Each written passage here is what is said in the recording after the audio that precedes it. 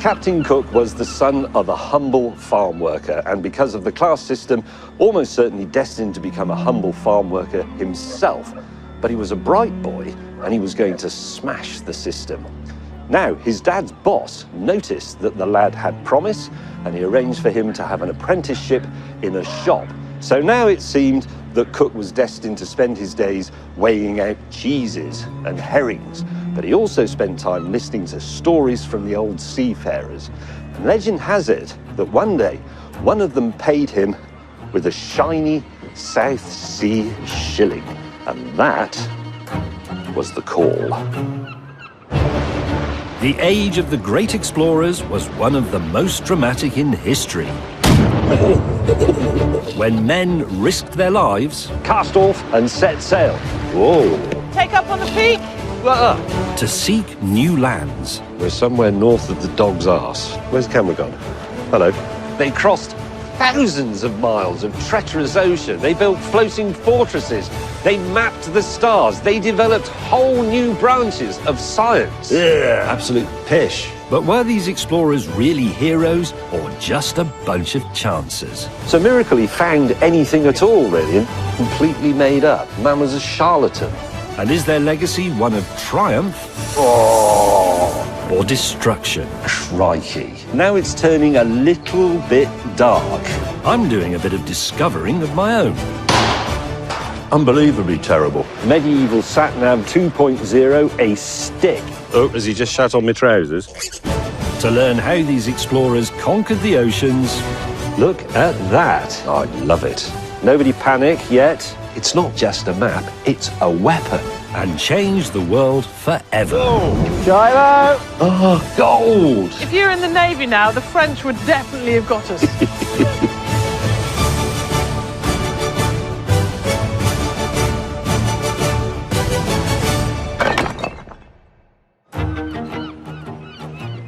You join me at an exciting time, viewers, the 18th century.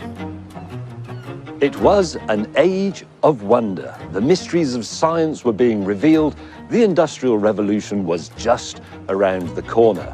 And into this knowledge-hungry world stepped a sailor of extraordinary abilities. His voyages would bring massive advancements in geography, navigation, biology, medicine. He would chart the final unknown third of the globe, and he was also the last great explorer of the age of sail.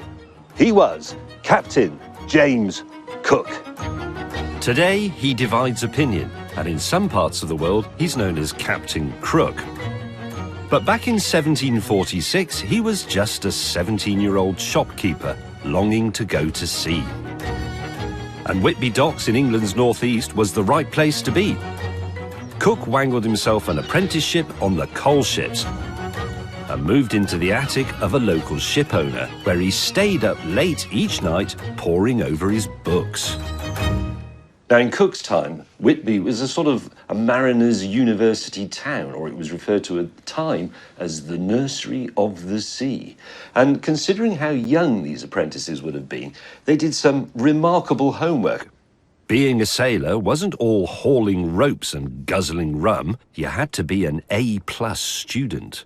It's full of very complicated geometry, mathematical calculations about sailing and direction.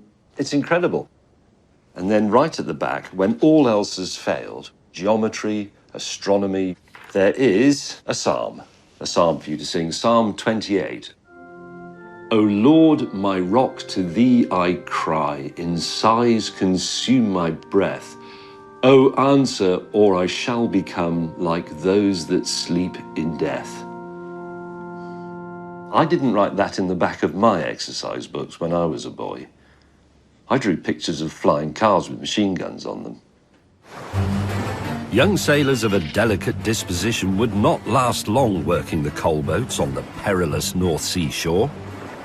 This coast is strewn with rocks and reefs.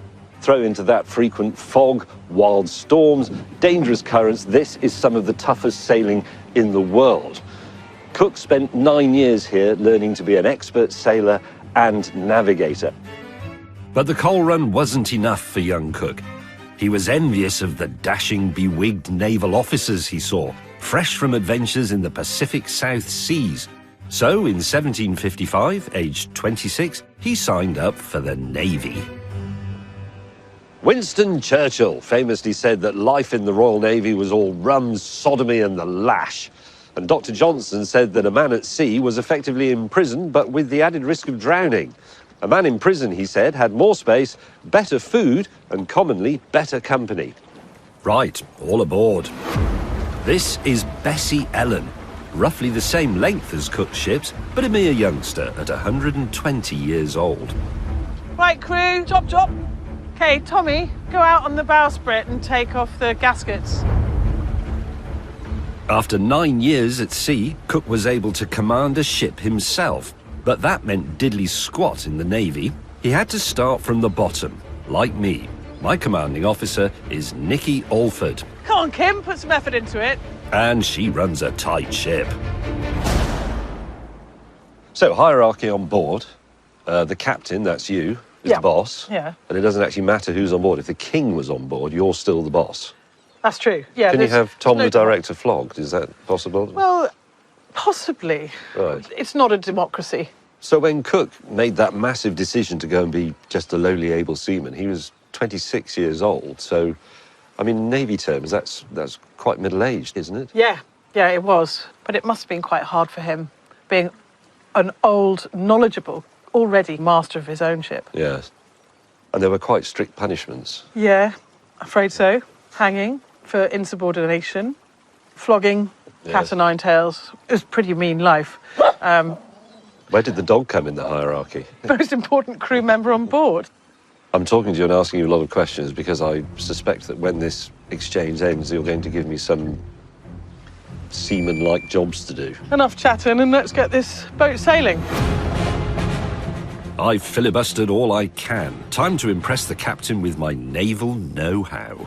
Okay, so this is the mainsail and the mizzen is the... No. Come on, wake up. I do motorboats.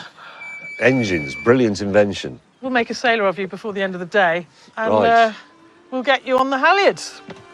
They're over there, aren't they? Well, I hope so. Suddenly, a spot of rum, sodomy and the lash seems preferable. Especially as I really ought to be in the sick bay. I need to explain that a few days ago I fell off my bicycle and slightly spaffed this arm, which is a great excuse. Right, landlubber, you can do this easy one. Jump up there and undo the knot. Cook, of course, could have done all this in his sleep. Right, Right, crew, this one. stand by. Me, not so much. Right. First, you have to release the flappy white thing. Whoa. Hey, take up on the peak. Then yank on a rope to get it up. We've got to put it all the way to the top. Yeah. Good teamwork is vital. I'm not really doing anything here. Put some effort into it. Sorry. I think the dog does better than this. Mainsail raised. 4/5 of the way there. Okay, make fast the throat. Carry on the peak. Next up is the jib. Speed is of the essence. James, take hold of the knot. Now pull it. There you Ooh. go. Look at that. Now keep pulling. If you were in the Navy now, the French would definitely have got us. With all Cook's skills, suddenly being back near the bottom rung must have been pretty humiliating. I've done a double gunner's daughter and a half shank. I'll look that one up. Able seamen had to muck in with everything. There were no bogs or running water, so if you wanted to drink, wash or cook, you needed one of these. There we go. Oh, Up. shot. Yeah.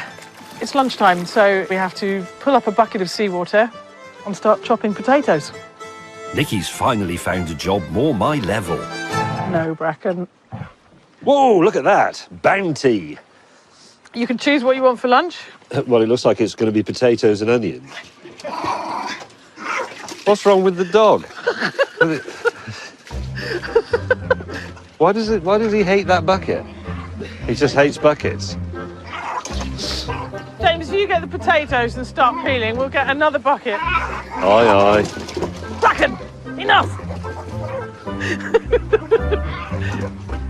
He's really angry. Isn't he? Now, I've proven myself a bit of an unable seaman, but Cook, of course, was the very model of a modern master mariner. Within 2 years, he was a ship's master, which meant he was in charge of navigation under the direction of the captain. That was a big job and a very, very important one. Trouble is, Cook's career then sort of ran aground a bit because only the posh kids could become commissioned officers, and obviously he wasn't a posh kid. So he'd arrived at the class glass ceiling. He'd gone as far as effectively being a non-commissioned officer. Bit quicker on the potatoes. But you can't keep a good swap down. Cook was destined for far greater things. No. Bucket.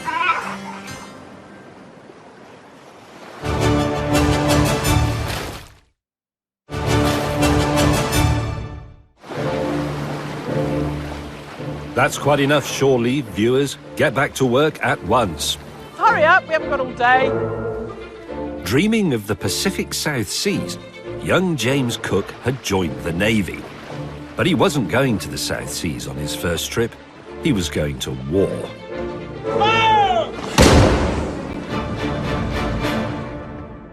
Now, you join me below decks with some charts, and the year is 1759. Britain is having a massive scrap with France over Canada, and the French held Quebec, and the British wanted a mountain assault, but doing it was proving extremely difficult.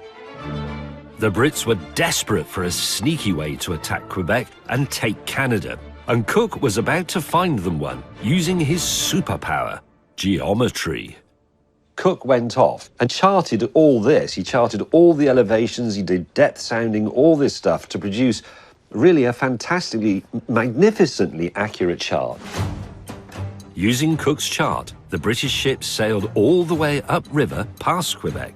The soldiers mounted a sneak attack, and the French, quelle surprise, surrendered.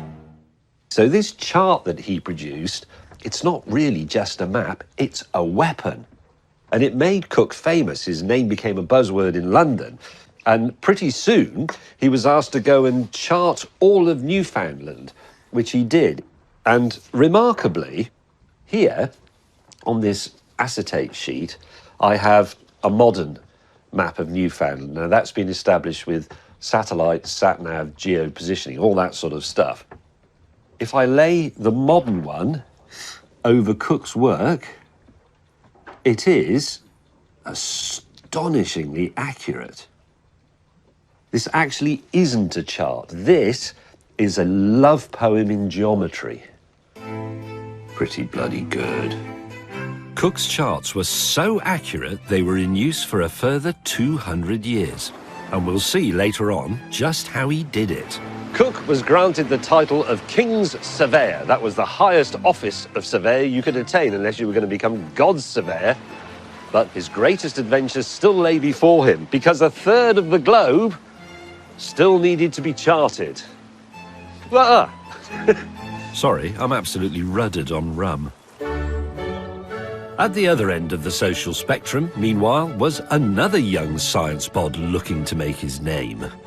This is the Chelsea Physic Garden, where a young man called Joseph Banks came to study botany. Now, he wasn't a typical student. He was a very wealthy playboy, roustabout type who'd inherited a fortune from his father. But he was very passionate about his subject, he was very meticulous, and he bloody loved a pot plant. Banks saw thrilling new plants from all around the world turning up here at Chelsea. And he decided to make a name for himself by going and finding some of his own. So what he did, since he was well minted, was to buy his way into an expedition that had been organised by the Admiralty and the Royal Society to the Pacific. He contributed £10,000, about £1.5 million in today's money.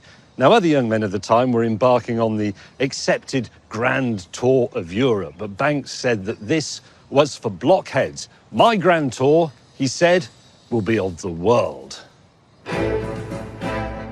The official purpose of this voyage was to travel to the South Pacific island of Tahiti and study a rare astronomical event, Venus passing in front of the sun.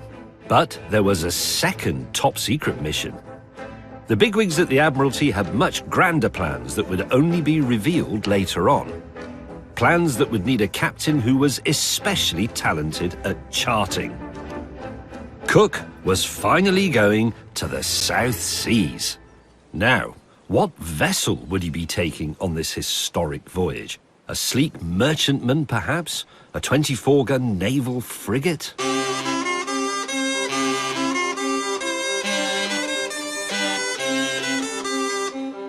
No, it was one of these, his old mate, the Whitby coal ship. Blunt-nosed, purposeful. If they'd been around at the time, somebody would have called it the Land Rover of the Seas. Top speed, 8 knots, 8 nautical miles an hour. Average speed, more like 4 knots. Cook would be going around the world, 25,000 miles at a brisk walk. Something like this. All the way to Tahiti. This ship is just a replica, but the same size as the real Endeavour. Just 105 feet for 95 sailors. The great thing about using a coal ship is that if you're not required to carry the coal, there is a great deal of space on board for stuff. And they brought a lot of stuff. Permission to come aboard, skipper. Thank you. By the way, if you're still running, Endeavour didn't have a door in the side like this. You'd have to go, you know, this is not accurate. Nor is this cafe bit. Keep moving, 4 knots. Up here, aft, below the poop deck. That's better, except it looks far too tidy. Banks brought along tons of books, hooks, nets, hunting equipment, big barrels of preserving fluids, salts, waxes, everything you need for all that botanical guff. And it's said that the value of his kit was roughly twice that of the ship itself. Banks immediately demanded use of the captain's quarters for his sciencing. Cook told him they could share. But of course, Banks was a toff, and he'd also done a great deal to finance the whole expedition, so he couldn't really turn him down. Although I would have been tempted. Cooped up on a ship, tempers can easily fray. He already sounds like an irritating bastard, Joseph Banks. So Cook took it upon himself to make sure all his sailors were as happy and jolly as jolly sailor boys can be. Cook clearly cared about the welfare of his men. In the Royal Navy, the jolly sailor boys worked 4 hours on, 4 hours off. But Cook's crew enjoyed 4 hours on, 8 hours off. He insisted that they ate their greens, that they aired their bedding, that they washed themselves in lovely, fresh, salty seawater. And he was also very keen on vigorous exercise. And to make exercise more fun, he brought along some musicians and made the sailors dance the hornpipe.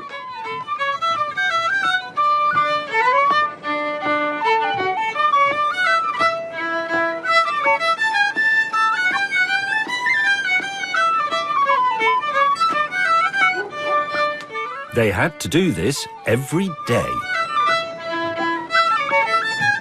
Every single day. Bravo.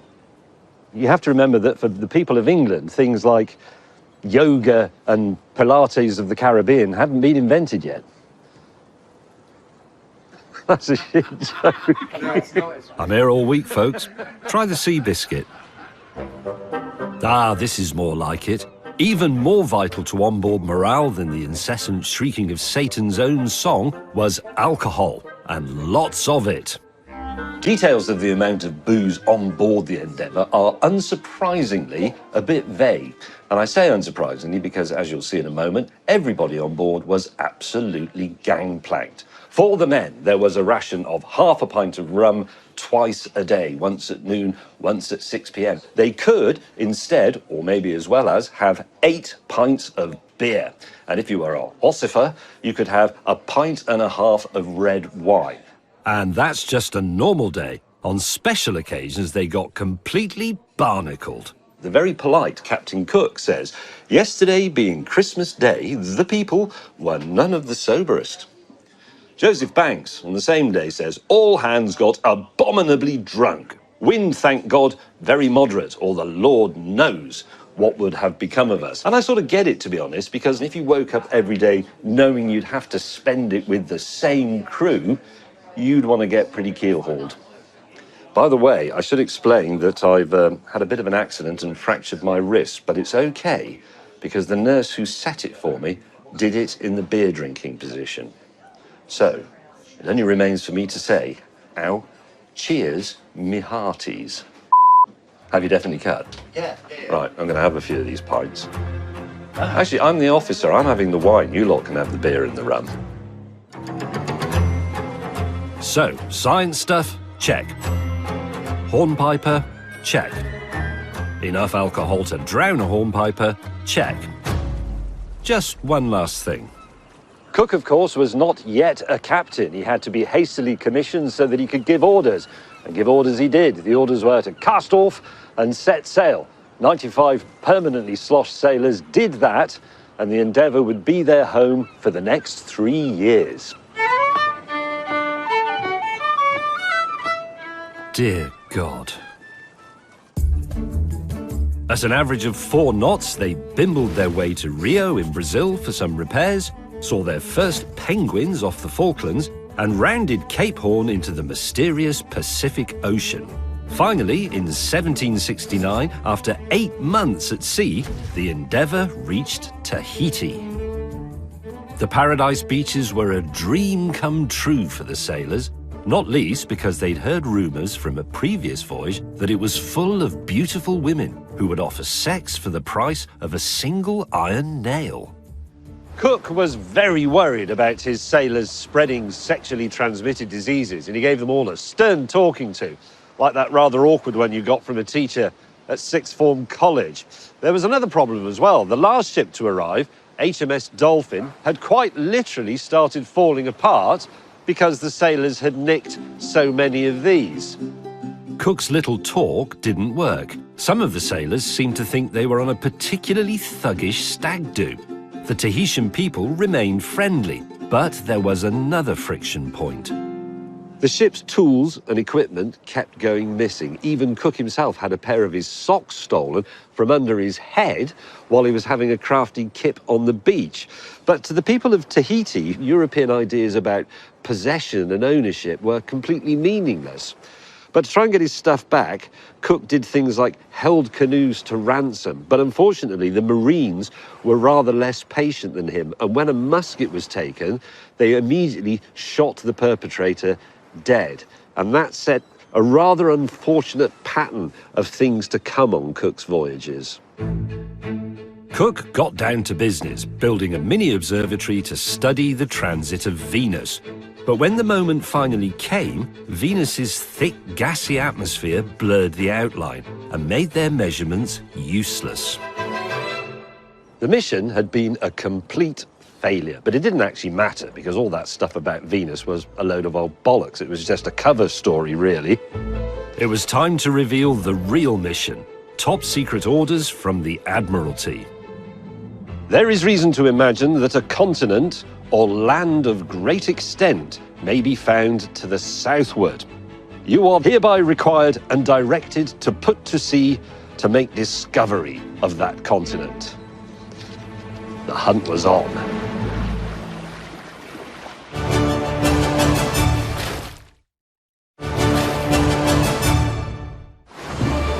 It's 1769. James Cook and the Endeavour are on a top-secret mission to find new land in the South Pacific. And it's that way, roughly.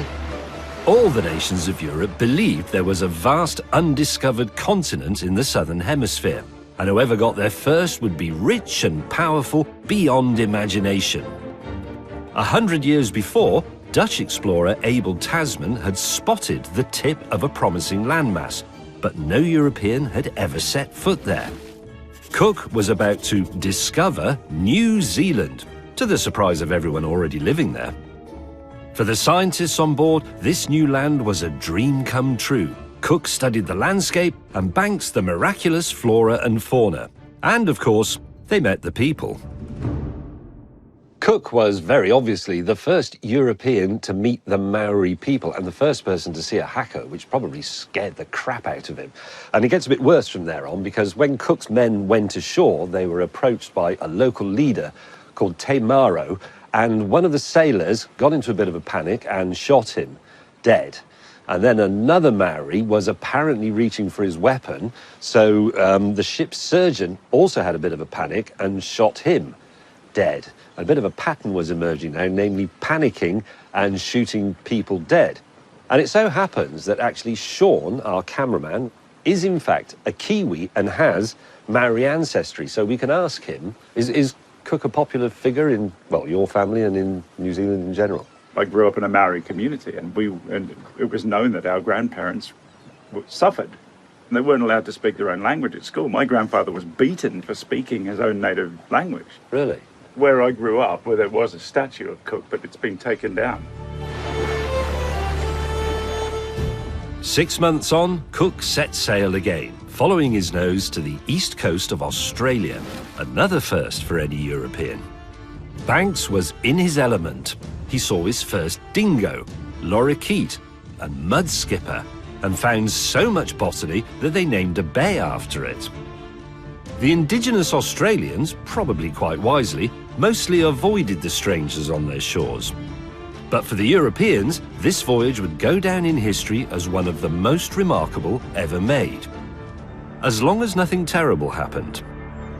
One night, the Endeavour was sailing serenely along just off the northern coast of Australia. Captain Cook was sound asleep in his bunk.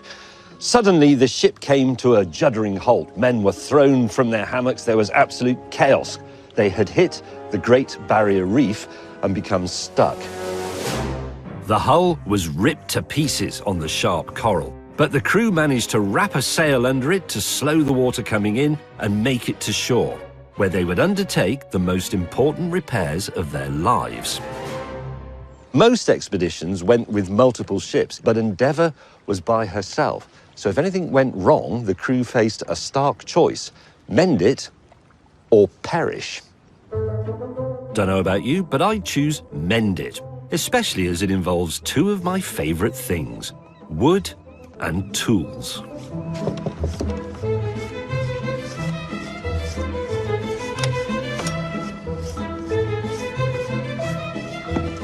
We have scaled down the Endeavour for the purposes of demonstration. This is a wooden-hulled boat, exactly as she was. I'm helping boat builder Jordan Kimpton replace a plank on the good ship Shrinkle. Good afternoon. Hello. We'll do it just as the Endeavour's crew did, and with just as much urgency. I've got this exact plane. It's a beautiful bit of kit. These are lovely. Oh, mine's got the screw adjuster, though, instead of the lever. I always find it difficult working with the blade in the front position, because unless you hold it down very firmly... Can we talk about the boat? Now, this is similar to the damage to the Endeavour, not quite as critical because it's not down below the waterline, but the principle is the same. We have to replace and blend in this plank. Yeah, that's and right. has a slight curve to it. Does it have a slight taper as well? Very slight taper, very slight curve, and a couple of little bevels on it. The wooden shipbuilding technique of Cook's era is still much the same today, and involves a tool I haven't seen before. This must have a name in boat building. It's a spiling batten. Spiling batten. I love it. Fancy stick. Well, navigation was done with fancy sticks for a long time, so there's no reason why building the boat shouldn't be. The fancy stick is tacked on so we can mark our measurements for the new plank using calipers to... Oh, hello. They're rather nice, aren't they? Lovely. If you go back, well, only 50 years, the country was full of tools like this. I mean, sorry, anyway, I was slightly sidetracked there. You carry on, sir. The Endeavour's crew had to replace 7 planks that had been ripped through by the sharp coral. You take dimensions from the top and the bottom of the gap and then mark the dimension on the spiling batten. A bit of a reminder of how fragile their floating world was. We now have to join those marks, a bit like a dot to dot, to form a curved line that'll be the guide for sawing, and then we can get it banged in. Yeah. After some fine adjustments, Is that a number 4 or a 4.5? It's a 4. comes an absolutely riveting bit. Right, about to do some riveting. Backing the nails with rows pulls the new plank in tight. That is lovely. In theory, Cook could replace every single part of the endeavour. We come up against the paradox of the ship of Theseus here, don't we? Because at what point is it no longer the original boat? It's the age-old conundrum. But, I mean, every cell in your body changes every 7 years. Are you the same person? No, I'm not. I think, but in spirit, this will always be the same boat, even if eventually you replace the whole thing. It will have a history of continuous use and development. Yeah. So it is still Shrinkle. Right, if you're of an excitable disposition, cover your eyes. There's one final, magnificent tool. We use a Japanese saw, which we can get nice and tight onto the transom. I should probably be explaining how Cook would have used iron nails rather than copper, as the corrosive effects of saline water on ferrous metals was only analysed by the Navy in the 1790s. But let's just watch instead.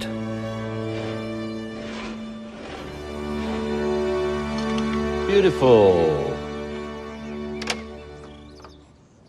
Thank you. After 7 weeks, all the planking on the Endeavour was mended and she was ready to set sail for home. And not before time, actually, because, as Joseph Banks observed, the men were beginning to sigh for roast beef. So men even engaged on perhaps the greatest adventure that humankind had yet campaigned, were still thinking about supper. Amazing. The first voyage was something of a triumph. Cook had explored parts of the world totally unknown to Europeans, and he had charted them. We're going to talk about how Cook managed to map so much of the world. But basically, it's all about triangles. Now, I have here, you would call this a hand-bearing compass. A hand-bearing compass. Essentially, I'm going to take 3 points. Over there is the lighthouse. And if I sight the lighthouse first... Cook loved geometry so much that he divided the world up into angles. And I'm doing the same, taking a compass bearing to a landmark... And that is 035. And drawing a line along that bearing on the chart. 035. We are somewhere on that line. Pendennis Castle is 004. And if we do this 3 times... Beach. Okay, 281. Where the lines meet must be where we are. So now you can see we are in the triangle here. We're somewhere in there. Reasonably accurate, really, for a handheld device, isn't it? And this is exactly what Cook did, except the exact opposite. O-level trigonometry fans, this one's for you. Now, Cook, of course, did not have this handy chart. He was drawing the chart, but the way he did it is similar to what we just did. It's all about triangles. Let's say there is a coastline here. We don't know the shape of it yet. We can't draw it. Cook's ship is here, and he picks, say, 3 points on the coastline over here. He then takes bearings like this, so he knows where they are relative to his ship, but he then sails his ship forward, so say a quarter of a nautical mile to here, and then he does those sightings again. He's building up a series of triangles that will tell him exactly where all those points are. And he does this time and time and time again on thousands and thousands of points along the coastline until he can eventually determine the shape of the coastline. It was very, very meticulous work. And Cook was a meticulous man. He would chart 4,500 miles of coast on this voyage, but these were no mere geometrical love poems. They would make Britain a superpower. So, what does this coloured piece of cloth on a stick actually mean? Well, let's consult Cook's rather verbose instructions again. Blah, blah, blah, blah, blah. You are, with the consent of the natives, to take possession of convenient situations in the country in the name of the King of Great Britain. Or, if you find the country uninhabited, take possession for His Majesty by setting up proper marks and inscriptions. So what this is really is a land grab. It's an act by an empire hell-bent on world domination and a warning to people like the Spanish and the French to bugger earth. But quite obviously, a lot of the places where this flag was planted weren't uninhabited, and the following years of various shootings and other mishaps suggest that the consent of the natives thing wasn't quite what we were expecting. In the following decades, more ships arrived, helped obviously by Cook's excellent charts, and they brought with them European disease, war, settlement, and the systematic destruction of whole civilizations.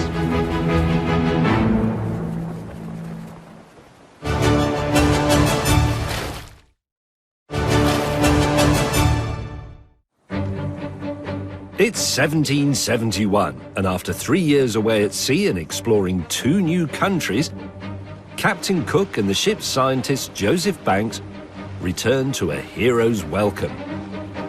And what everyone was desperate to know was, what had they brought home with them? Time for a visit to the hallowed halls of London's Natural History Museum, because these explorers didn't care about gold. Their treasure was scientific knowledge, and it's kept in the museum's murky depths. I'm sure this one just moved. Even the most hideous residents are beautiful to fish mortician and senior curator James McLean. And some of his favourites were brought back on board the Endeavour. I think the estimate is about 500 fish specimens were collected during the first voyage. Many of these had never before been seen by Europeans and were brand new to biologists. So when somebody describes a new species for the first time, forever after, those specimens then represent that species. So these are all incredibly important for science. And some of them are very bizarre as well. So there's a really nice thing here which is called a boxfish. You're actually going to get it I'll out? be very gentle with it. Look at that. So, and it's got this like very hard box-like shell to it. And see if It's got a face like a dog. Joseph Banks touched that and thought, this is very hard, this box-like fish that we'll call a boxfish. He touched that, and now I'm touching it. That's really weird, isn't it? Possibly my favourite of all the things here are these. So these are called frogfish, and they have a lure on their forehead. Oh, yes. That there is its little fishing rod. It will attract some little fish over, and then they can sort of inflate their whole head, and then the fish just gets sucked in. God, if part of this falls off, I'll be just... We'll delete the footage if that happens. delete myself. Frogfish intact and safely stowed away, which is more than could be said for Banks's collecting methods. It can be very vague. This thing here, it just says islands of the Pacific Ocean. That's precise. I've read that the whole business of collecting on board was quite untidy because Cook and Banks shared a big cabin, but Banks would bring all his specimens and string them out to dry or dissect them on the map table. So the whole thing was just covered in slime, really. Well, I think there was just so much going on, and the sailors got very much involved with the collecting as well. So they'd be in the middle of something, and then some guy would run in, and I've just caught this. And, I mean, I've been on a collecting expedition myself, and it does get very excitable when the net comes in and everyone sort of gathers around. The liquid the fish were preserved in got the sailors quite excited too. They used to use something called spirits of wine, which was completely drinkable. I think on one of the voyages there was an issue with the rum running out. The preserving alcohol would suddenly be of great interest to the sailors. The best way to stop the sailors drinking it was to stick a load of dead fish in it. And those dead fish changed the course of science forever. When all these came back, the scientific community of Europe must have suddenly flocked to London to see all this stuff. This was a massive boost to our scientific esteem. Oh, wasn't it, having all this absolutely. stuff? They laid the groundwork for so many of the things that followed, like the Beagle with Charles Darwin and the Challenger expedition. So our ideas about evolution and the origin of species are all linked into these yellow-topped jars that Cook and Banks had in their cabin and chucked in a big barrel of alcohol. Very much, yeah. And they still have a place at the cutting edge of science today. There are many, many, many uses for a dead fish in a jar. And some of them you just cannot predict. So recently somebody wanted a bit of shark skin so that they could design a tire for use on the surface of Mars. So you just cannot tell what people are going to want to do with a dead fish. Now, delightful as our fishy friends are, they all look a bit drab. Preserving dulls the colours. Which is why art was an all-important part of science, and why ship scientist Banks brought an artist on the expedition to capture things in the moment. This is the work of Sidney Parkinson, artist to the expedition. This is actually the photography of the era, isn't it? Yes. And Library Collections Manager Andrea Hart is giving me a peek at the negatives. Oh, cripes. While Banks was on shore collecting an astonishing 30,000 specimens, Parkinson was back on the ship with cramp in his drawing hand. They had very small cabins. There's reference in Banks's journal to, especially sometimes when there were particularly foul seas, that his pots would go leeward. And then also in Tahiti, it was very, very warm, so they were plagued by mosquitoes. There was reports of flies eating the paint before it could dry on the paper. More than 1,300 of Parkinson's artworks came back on the Endeavour, which is more than can be said for Parkinson. Tragically, Parkinson died 6 months before the voyage returned to England. What actually killed Parkinson? Dysentery. Oh, dear. But he did record all this stuff, which is a remarkable legacy. So, I mean, this advanced science and our understanding of a completely new world, and to do all that before you shit yourself to death is quite an achievement. Just before his final visit to the Kazi, Parkinson also painted Sean's family album. This is literally counting the discovery of my tribe. This is where my guys are from. Really? Yeah, it's actually quite a cool moment. Sorry, I'm just going to bathe in it for a second. Once we get our cameraman back, we can film some of Parkinson's rather special last drawings. They are the first European drawings of a kangaroo. Are they?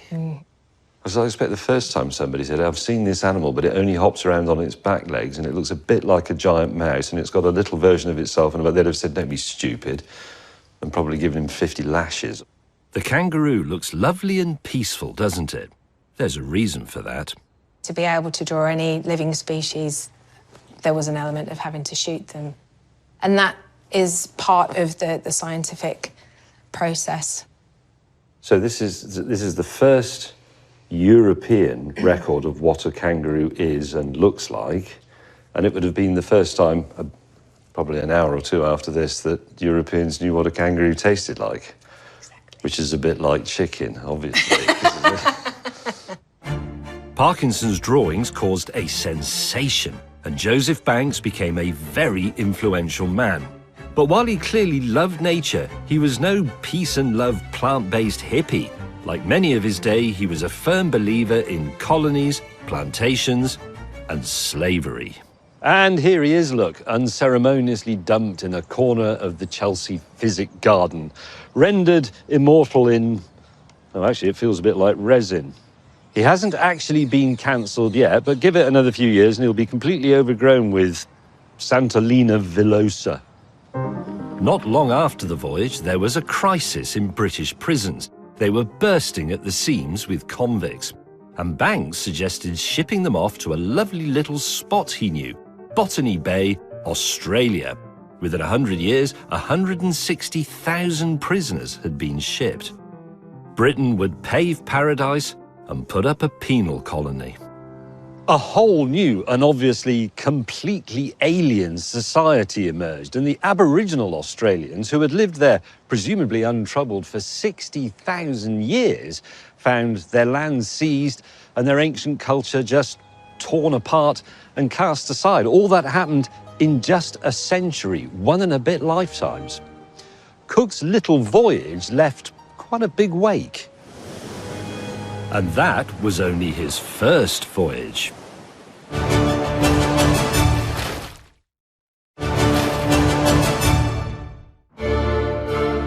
Welcome to Greenwich in the mid-18th century. Lovely.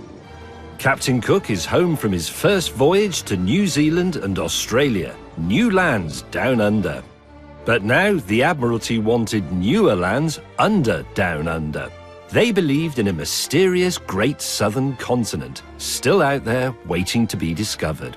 And in 1772, Cook was given 2 new ships and sent to find it. But there was a problem, because sailors at sea still couldn't work out exactly where they were. Latitude, how far south or north you are, that's not such an issue because it's a matter of observation. You can simply see how high the noonday sun is above the horizon. But longitude, how far east or west you were, that's altogether more difficult. And that was the great navigational challenge of the day. Until now, longitude was essentially an educated guess. It was an age-old problem, and back in 1675, the Royal Greenwich Observatory was built just to try and solve it.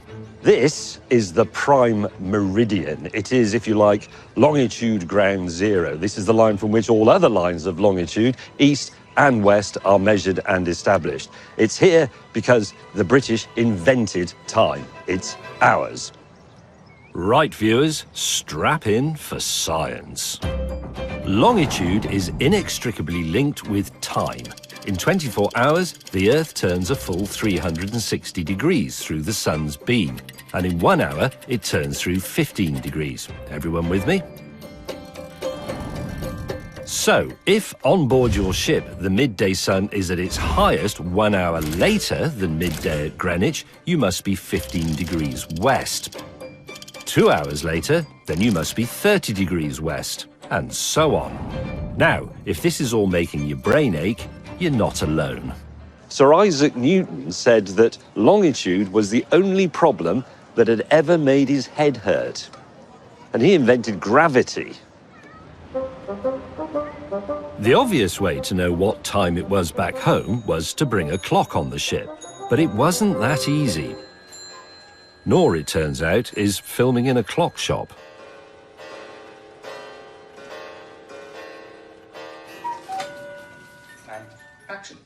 The problem was that pendulum clocks like this one wouldn't work at sea because if you're at sea, you get swell. Pendulum's stopped. Beat of the clock becomes irregular. That isn't going to work. But then, of course, you have this sort of mechanism. But all of these intricate parts would be subject to extremes of heat and cold at sea. They would expand, they would contract, moisture would get in, salt would form crystals, bung up the mechanism and cause the steel parts like these shafts and arbors to corrode. And a slow clock would mean a major cock-up for Cook.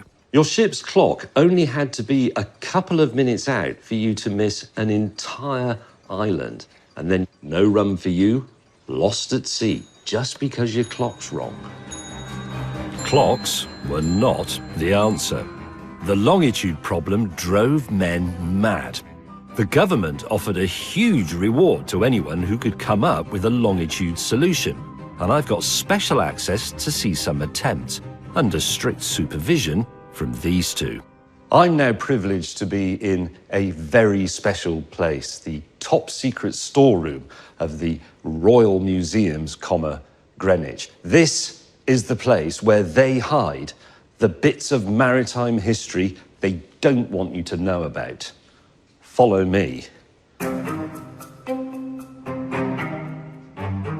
These dusty vaults hold long-forgotten inventions, enough firepower to sink the Bismarck, and what appears to be a private army of nautical Daleks. I'm under strict instructions not to touch anything, which always makes me want to touch everything. I think they can probably tell. I'm very used to putting those on because I wear them a lot at home. Great. In the workshop. Come on. This is Louise, who is senior curator of the Royal Observatory and therefore a curator of time itself. Time Lord Louise is showing me the leading longitude contenders. There's a very fiddly one that used the differences in the Earth's magnetic field. The magnetic compass doesn't always point true north compared to the North Star Polaris. Sometimes it varies by about 4 degrees or 10 degrees. And the idea was that you could match up your compass with the chart and figure out where you are. It's beautifully made. It requires quite a lot of arithmetic, Afraid so. doesn't it? Yeah. There's a rather complicated one that used the position of the moon relative to the stars. What they used to do is send out data from the observatory to a whole network of mathematicians known as human computers. They number crunched all the data, sent it back, and then this book gives you the position of the moon every 3 hours, every day for the year ahead. But this must have taken months and months to compile it. And there's a rather intriguing one that we can demonstrate with An orrery. Correct. Orrery, is that right? Yes, so you've got the sun in the centre with Mercury, Venus, you've got Earth and its little moon. Yes. But I really like it because it shows Jupiter with its 4 moons. So back in 1610, the Italian astronomer Galileo used a newly invented telescope like this one here to look at Jupiter. And he noticed 4 little dots of light. And if you look at the model, you can see that sometimes the moons go behind and sometimes they go in front of the planets. And Galileo realised that if you knew the configuration of those moons at one location and compared it to what you could see at your location, you could work out the difference in time and longitudes.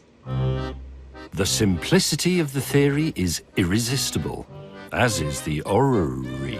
Am I allowed to touch that one? I'm afraid not. That's absolutely fabulous, yes. Am I allowed to touch that? Good. No. Now, this is all great because it's based on very, very sound scientific reasoning. But once you take it to sea, you come face to face with what is sometimes called, in scientific circles, the crapness of reality. Over to Bessie Ellen for that reality check. Oh, where's the end? Yes, it is a bit crap. Where's the camera gone? Hello. I have not come to exterminate you. I'm demonstrating the reality of viewing Jupiter's moons at sea This is absolutely hopeless. using this model of a celotone, inspired by a Galileo design to help sailors keep their telescopes steady. I mean, obviously this wouldn't work in the day, it's got to be at night. But it's not going to work anyway because it's absolutely bloody useless. One report said that at best you could hope to hold Jupiter in your sights for about a second, which is nothing like long enough. I mean, and apart from it making you look like a total Burke, it simply didn't work. Ow. In the end, the answer to the biggest head-scratcher of the sailing age was straightforward. Just make better clocks. And someone did. A genius carpenter called John Harrison replaced the pendulum with swinging balances, anti-friction bearings, and the grasshopper escapement. And I think he deserves a four. It took him almost 30 years and 4 goes to achieve perfection in the H4. You're probably wondering what all this has to do with Captain Cook. Well, for the first time in history, the Navy were onto a solution, and they needed their top navigator to test it on his round-the-world voyage. Wow, look at that. That is actually what you need to know where you are at sea. That is Cook's actual sextant, absolutely immaculate. And this is K1, which is an exact copy of Harrison's H4. They took the original apart, measured it precisely, and then made a new one. And it's absolutely fabulous. I mean, imagine having that in your pocket and somebody saying to you, have you got the time on you? Well, as a matter of fact, I have. And it's exactly right. Can I really not touch this? This time, they've sent in the big guns. Sorry. Can you touch it for me, please? This is fantastic. I'd never thought I'd arrive at a time in my life when I had someone to touch things on my behalf. And look at the back. Oh, yes. Can you open it? No, I'm afraid not. Go on. Well, thank you for touching it for me. It's appreciated.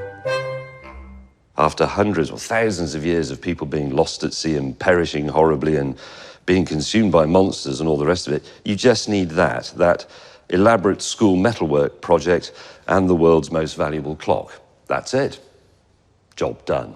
And there's one final Cook treasure that I can't touch.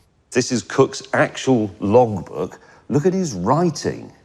It's so neat. And this was written on a ship, remember, pitching about. And his most famous quote is on this page. Here it is, look.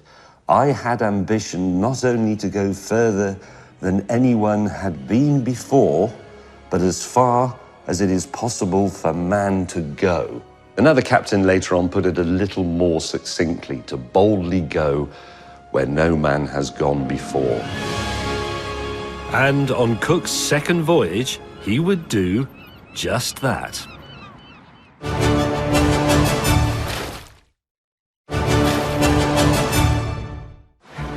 Welcome back to 1772, Cook's second voyage and the search for the great southern continent, now with newfangled cutting-edge navigational instruments. There is the sun.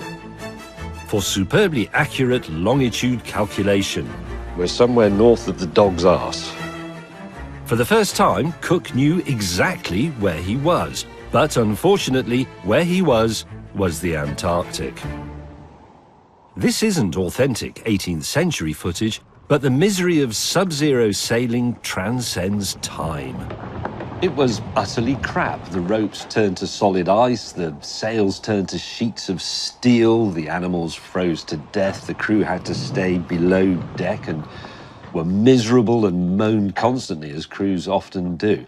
But Cook fought bravely on. He went below 70 degrees south, and he became the first person to cross the Antarctic Circle. Cook had gone further than any man had gone before, and it sounds bloody awful. The ships pushed on south through howling gales and stormy seas, but thick fog and a great wall of sea ice blocked their path, and the great southern continent eluded them. They didn't see land for 4 months, which meant they were stalked by a terrible maritime menace.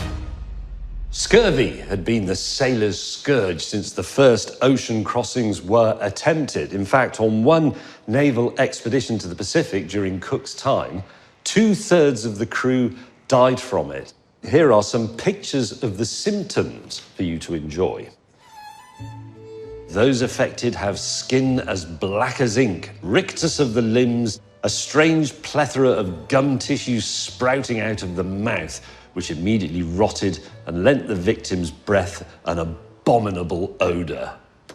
Wow. While we all know a lack of vitamin C was to blame, back then there was just a vague idea that it was something to do with diet. But what? Cook decided to use his sailors as human guinea pigs. Now here, on the counter in front of me, I have a range of possible cures. So I'm going to test Cook's cures with some dichlorophenolindyl-phenyl. Even though the sound of it is something quite atrocious, it's just an inky blue liquid that goes clear when you add enough vitamin C. Scientists of the day recommended lemon juice, which had been boiled down to preserve it. 1, 2, 3... Sadly for the sailors, oh dear, boiling kills off most of the vitamin C. That's hopeless. Right, sauerkraut. Fermented cabbage sounds promising. It's not looking good for jolly sailor boys. Unfortunately, they boiled that too. Okay, carrot marmalade. Delicious, but that's vitamin A, wrong vitamin. 9. That's just rubbish. It seems most of Cook's cures had only very low levels of vitamin C, and yet not a single one of his sailors would die of scurvy. He believed it was all thanks to his final cure, an unfermented beer called wort. He took a quart of the wort. This gave him 3 stools in the 24 hours, plentiful, loose, and offensive. The discharge became less putrid, his pains went gradually off. Not a man in the ship was more in spirits and lively than him. Delightful. Let's see. Greatly championed by Cook, he thought this was the mother of all cures. 1, 2, 3, 4, 5. Cook was right about most things. 68, 69, absolute pish. Better off just drinking the beer. But wort wasn't one of them. There is no vitamin C whatsoever in the wort. So, how to explain the mystery of no one carking it? Cook, being a fastidious man and being very concerned about the welfare of his crew, insisted on gathering fresh plants to eat every time they went ashore. That would have made a difference. The other thing he did was insist that the men washed up the pans from the cooking very, very thoroughly, because if they didn't, there was a residue of animal fat in them that would get into people's guts, and that would impede the absorption of vitamin C. Cook's crew might not have been getting much extra vitamin C, but unlike other sailors, they could properly digest the tiny amounts of it in their normal food. Cook was clueless, though. He reported back to the Navy that the miracle cure was wort. So, in reality, Cook probably set the war on scurvy back by a number of years. Sorry. When he finally arrived home in 1775, Cook was celebrated as the greatest captain of the age. He could retire a happy man. Cook was famous, the first person on Earth to cross the Antarctic Circle. He was splashed on front pages, he dined with nobility, his portrait was painted by the great artists of the age. But he was now 46 years old. That was a ripe old age for a mariner at the time. So he decided on a gentler command. He came and he took charge of the Naval Hospital for retired sailors here in Greenwich. That lasted for 3 months. You just can't keep a good salty sea dog down. One last challenge awaited Cook. Off he went via his old haunts of New Zealand and Tahiti in search of the Northwest Passage, a sea route linking Europe with Asia over the top of the frozen north of Canada. But by this third voyage, something was different about Cook. He was becoming a bit of a tyrant. His temper became violent and uncontrollable, and the punishments he dished out grew in severity. 12 lashes became 24 lashes, then 48 lashes, and then 72. And he had some bloke's ears cut off because he'd nicked something, and on one island he burned a whole village to the ground over a dispute about 2 stolen goats. There are various theories on illness or infection affecting Cook's behaviour, and whilst it's in no way an excuse, spending most of your life at sea must have sent you off the deep end a bit. Let's ask the scariest captain I know. Out in the middle of the ocean, has either of you ever gone a bit mad? You know, thick fog for days, cold and fog. You're restrained to your quarters. It's miserable. And on the longer passages, everyone is going to go a little bit mad. Yeah. It's like you almost feel like you're in a goldfish bowl. Except that you know that no one's looking in. I mean, if you were with just your film crew, how long would it take you to go mad with them? About 15 minutes. Yeah, usually. exactly. So can you imagine, 3 weeks? Yeah, but what about 3 years? Royal Navy physicians of the time calculated that sailors were 7 times more likely to go mad than landlubbers. And for captains, it was even worse. I suppose command is lonely anyway, isn't it? Because you have to maintain a distance to maintain your authority. Yeah, and they do call it the lonely burden of command. And the responsibility on your shoulders is a great deal more than when you're just a deckhand. And you don't sleep because you are responsible for everybody and the boat. But I haven't gone mad yet, I don't think. It's not really for you to judge, though, is it? That's no, not really. Truth about madness. Good point. Cook's displeasure cruise finally reached the Arctic. He pushed his crew hard to the very edge of mutiny and once more went further than any man had gone before. But no further. Only 50 miles south of where the Northwest Passage begins, ice forced them to retreat south for the winter. And handily, they'd stumbled across the Hawaiian Islands, another first for Europeans. But a last for Cook. At first, it was just like the early days in Tahiti. The Hawaiians welcomed these weird sailors and fed them and threw great parties for them. And when the ships finally departed, everybody was the best of mates.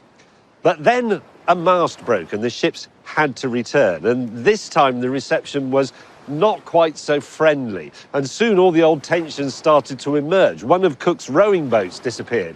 And in one of his increasingly violent and unreasonable rages, he set off with a party to a local village to try and kidnap the king. There was panicking and there was shooting. Blades were brandished, bullets were fired, and 4 Marines and dozens of Hawaiians were killed. Cook was stabbed to death and his body burned. Cook's powdered wig would never be found. How to sum up a man of so many contradictions? A son of a farmer who rose to the greatest heights of celebrity? A conscientious captain on whose watch terrible things happened? A symbol of national pride or of the evils of empire? Captain James Cook is a British legend. Here is his statue looking out over Whitby, where he learned so much of his craft. Elsewhere in the world, in Australia and New Zealand and some of the islands where he landed, he's sometimes referred to as Captain Crook, and many of his statues have been pulled down for all the usual reasons. But hang on a minute. It has been said that we should live in the present for the sake of progress, but with an eye to the future for the sake of humanity. And I think that's how Captain Cook lived and worked. I mean, he enormously advanced the sciences of navigation, map making, surveying, even crew welfare. But at the same time, his diary is riddled with self-doubt about what he's doing and the effect it might have on people. In truth, I don't think Cook was interested in wealth or power. He was a nerd. Look at his work, look at his journal, look at his books of navigation homework. Captain Cook's legacy is enormous. He completed our view of the world, and with it, perhaps, our view of ourselves. Right, let's explore fish and chips.